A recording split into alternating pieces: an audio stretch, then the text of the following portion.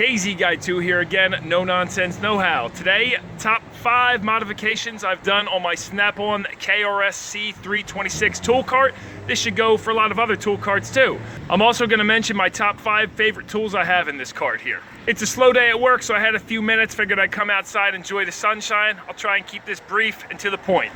Number 1, get yourself a folding side shelf. This is an older Snap-on one I found. There's actually no part number on here. Some people were asking about that, but to bolt it on here, you know, I used a piece of like 1/8" steel and bolted that on up here, going down on the inside. Not going into a ton of detail, but you need yourself a folding side shelf. You want to make sure to get a side shelf that's strong enough to support your body weight. I'm 185 pounds, and you can see this thing's flex a little bit. If I go to the end, you know, it might break off, but that's a strong side shelf there.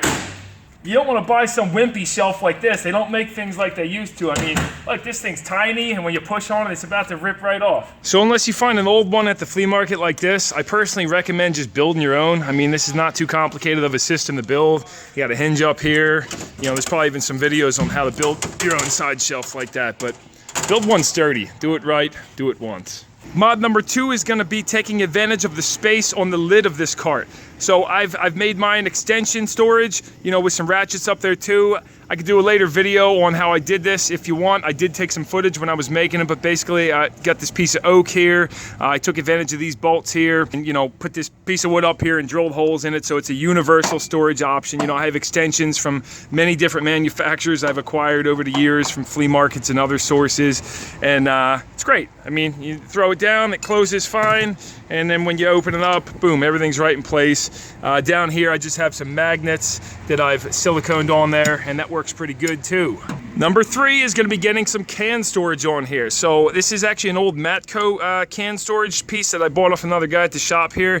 You can see I did have to cut into the rubber bumpers, and then I just, you know, used a self-tapper and screwed it right on there, but that works great. I kind of wish I put it a little bit higher, and I'll show you that. I'll show you why in a second, but I left it here so there's still enough room to grab the cart handle and roll this thing around. Number 4 is the Funnel Buddy. Love these things. If you're a mechanic, they're great because, you know, first of all, it's the perfect size funnel for anything, but when you're done and there's still oil in there, you can just pop it right back in here and then the oil drains down. Now, since I put this shelf so low and I put this under here, of course, there was not enough room for the tank on the bottom. So I ended up having to run an elbow over to the tank underneath and put the belly tank under there with a couple springs holding it up. Whatever, it works fine. Number 5 is going to be these plier racks that you can get on Amazon. I love these things. They keep the pliers nice and organized. You can make your own if you get some wire or even old shelving for closets I've seen people use, but for what these cost, you know, it's almost worth it to just get these, and they're contoured perfectly. And I mean, if this was my plier drawer before, they're just laying all over the place, sliding all over the place, so these really help out a lot.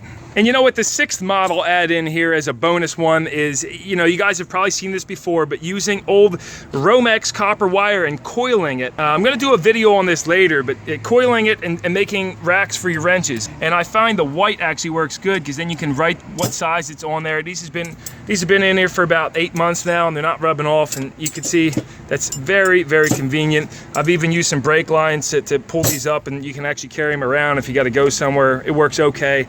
I'm still doing testing on this to see what method I really like the best, but you can see I got my shorties over here in this rack. Again, that's something you're going to do when you have downtime, but cheap way to store your wrenches.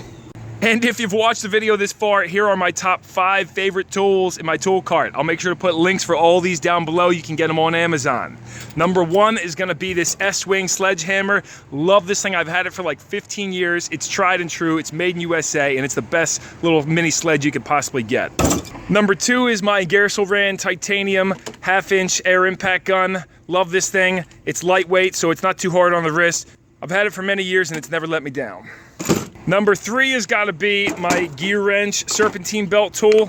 When you're in a tight spot and you got to do a belt, this is the tool to have. This kind of it covers every single belt that I've ever run into. So excellent upgrade if you don't already have one.